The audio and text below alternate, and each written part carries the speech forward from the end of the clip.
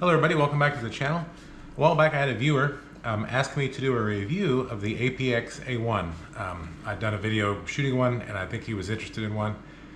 And I thought, oh, this is a good idea to shoot some ammo and make a review. Unfortunately, it's been a little while. I've been so busy and ammo is obviously really expensive. So I didn't get to it very quickly. But I'm up to now about 1,200 rounds. At the time, I think I had around 700 to it probably. It's a good pistol. It's kind of unique. It's the Beretta's entry into the military competition they did. Glock and SIG and the others entered as well. And this is tuned, in my opinion, to the 9 NATO, which is basically a plus P 9mm. And so when you shoot it, the regular 9 Luger, which is like a 115 at about 11 or 1150 feet a second, doesn't always lock the slide back. But the plus P always locks the slide back, so it's that's probably the biggest interesting thing about it, and it's not that big a deal. It does have a full-size pick rail on the front. The accuracy when I got it, I had a hard time really hitting anything with it, and it was all me. It's not the pistol. The geometry of it is a lot different than the 1911s I'm used to shooting, and I've also shot tons of Glocks. A lot of competition shooting, a couple of national matches with the Glock 22, and when I was in law enforcement, I carried a 22C. That's only in law enforcement, a very brief time. And I like the Glock. It was super reliable, but this doesn't feel like a Glock. It is a striker fired, but there's no Glock finger. They have just an outstanding cutout. It's just so comfortable. Has a nice long window for the trigger groove, trigger guard. I'm not that flexible in my hands, some arthritis on it, so I don't like to keep my finger up here. And I also don't like a really tight trigger guard, which my 1911s basically are. So this thing I can just like, boom, right there, right on the trigger. So I do keep this as a bump in the night gun. It's quick, a lot of capacity. I'm gonna pop this out. It is clear, obviously. The trigger is nice. I had a Glock 22 that I got from a friend of mine, and he had a Bartow barrel in it, and he'd won a match trigger job from Glock at one of the matches he was in. So he sent his Glock in, they put a factory trigger in it, and it was nice. I shot that thing for a few years, several years back in fact. Really nice trigger. This is a better trigger than that. It's this is a factory trigger, and it is absolutely the best striker fired short of the Kimber Mako that I've ever shot. Even with a high-end trigger job, this thing is just about as good. Has a little of the free play back, and then you have just a hint of noticeable creep, and then it goes off nice and clean, and reset is like very short. Probably in the 5-pound range. I'm not very calibrated, but somewhere around that range. It's enough that you're not going to just accidentally set it off, but it's not so much that it's going to play into your accuracy very much.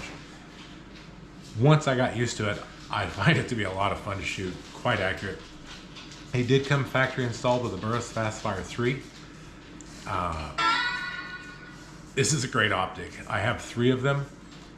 This is my newest one. The oldest one is right at 6 years old, and I have it on an AR 15 pistol, 10.5 inch. Not the ideal choice in my opinion for that, but I have it, and I've got the AR mount, and it works quite well. On this pistol, it's good. My only complaint, it's not a complaint. The only thing I don't like about optics on pistols is my lifestyle. I live on a farm, small farm, and we have goats and pigs and chickens and turkeys. I'm always getting it dirty. You know, I'm on the ATV, I'm throwing hay or hauling feed, cutting trees, whatever. So this gets dirty quite a bit. So just for around the yard for working, I don't carry this much. I do carry it to town some. You know, if I'm not going to get the optic dirty, I'll carry it. I like carrying it a lot.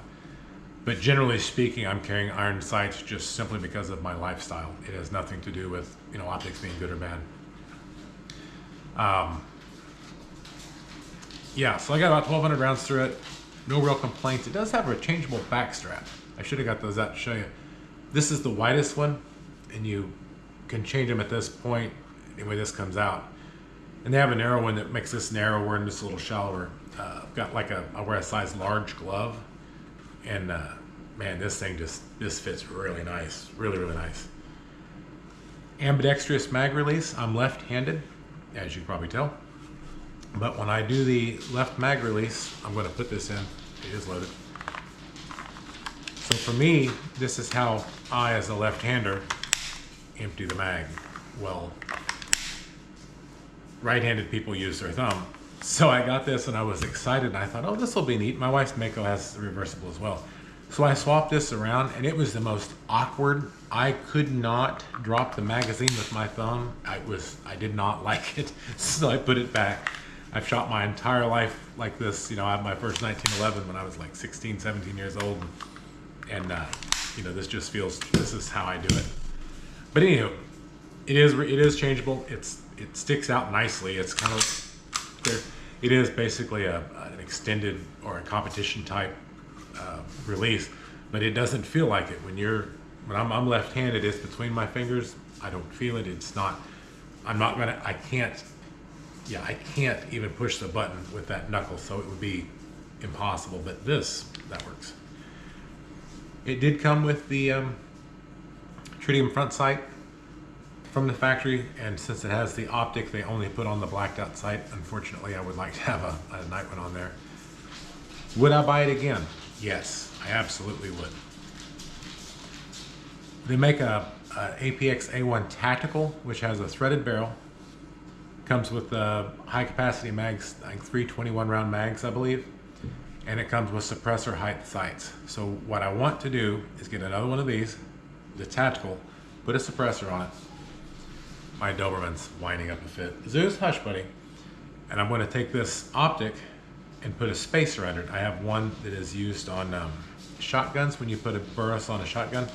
So I'll spacer it, and that'll get me to my suppressor height above this. And then I'll put a night sight on the back, put the plate over this from the other pistol, and that'll give me a better bump in the night gun. I'll put a light on the suppressor model, or it could be interchangeable. But that would get me back to an iron sight basic pistol, which I love.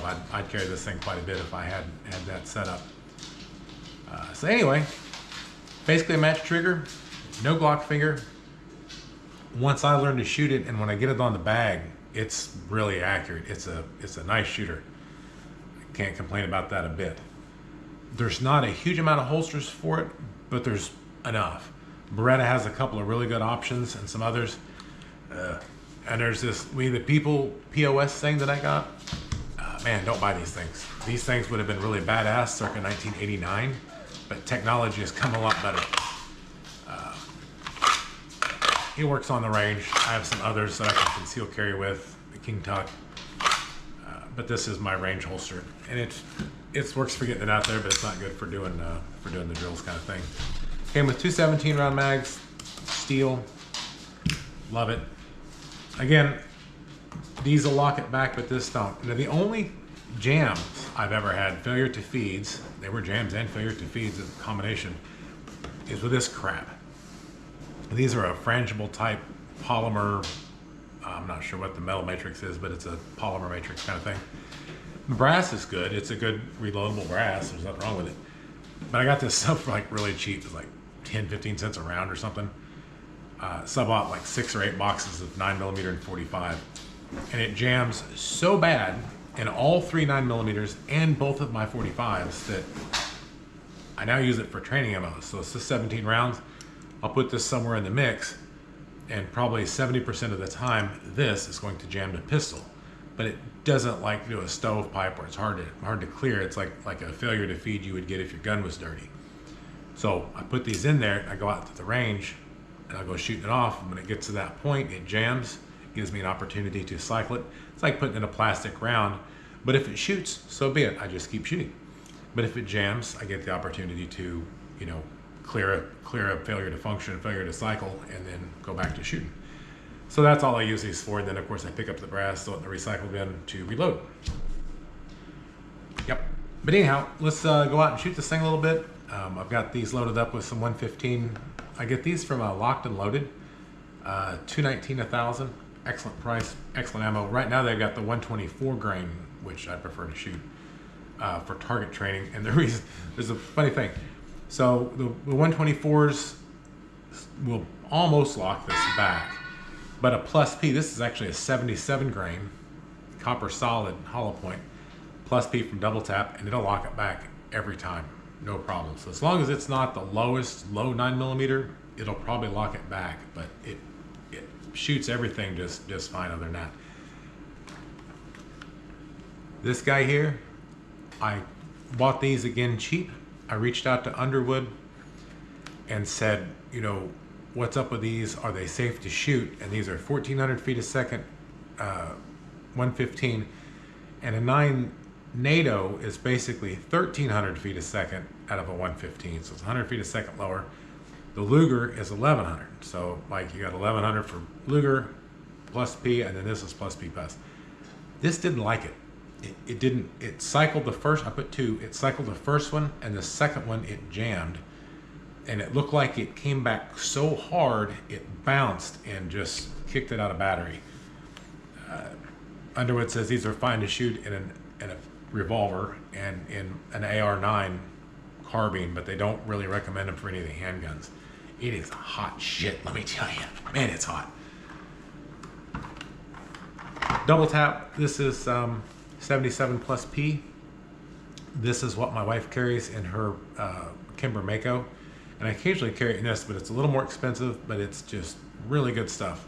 Jerry Mitchell put me on to, well, he put a lot of people onto the lighter weight, higher velocity bullets. This is 1600 feet a second out of a Glock 17. Glock 17, that's freaking hauling butt. When you do the math on this, the energy, muzzle velocity energy, is way higher than that. And then when you do the math at 100 yards, through the ballistic at 100 yards, it still has more power than this at 100 yards. So this stuff is great. Jerry was talking about shooting 77s and 90s, and he was pinning some targets at 100 yards, and man, it was just great. So I've, for the most part, switched over to the lighter stuff for the defensive carry. I also have an APX A1 carry, and I keep this in it, just hot stuff. And all right, sorry about that. The GoPro got hot and shut off on me. These are the ones I carry at night. Again, not just for whatever. These are a Berries copper plated. I don't take this much wear, just around the farm. I've shot quite a few of these. They're really accurate. They've shot good, and they seem to perform well when I've shot things like eggplant and things like that, watermelon just horsing around. Been pretty decent stuff. So I've got a little bit of it to carry. I probably won't replace it again unless I can find some really cheap. But anyhow, let's get this thing out to the range, have a little fun. I got some 115 Remingtons, and we'll go make a little noise and burn some ammo. All right, guys, got here at the range. Got the APX A1 full size and the Burris FF3 on it. My swingers are in a little bad shape. I have some new bolts, but the bolts are screwed up. I'll have to get the grinder out here and knock them off. I was horsing around with some 5.56 on there and plays havoc with the bolts. It's a little fun.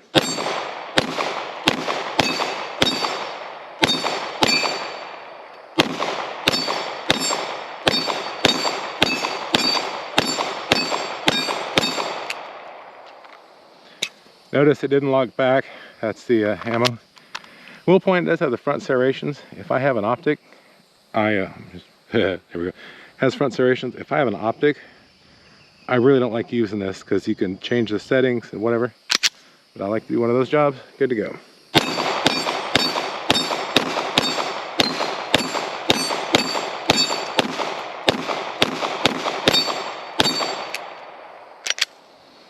There you go, guys. Burris FF3 on the Beretta APX A1 full size. Let me know what you think. Catch you on the next one.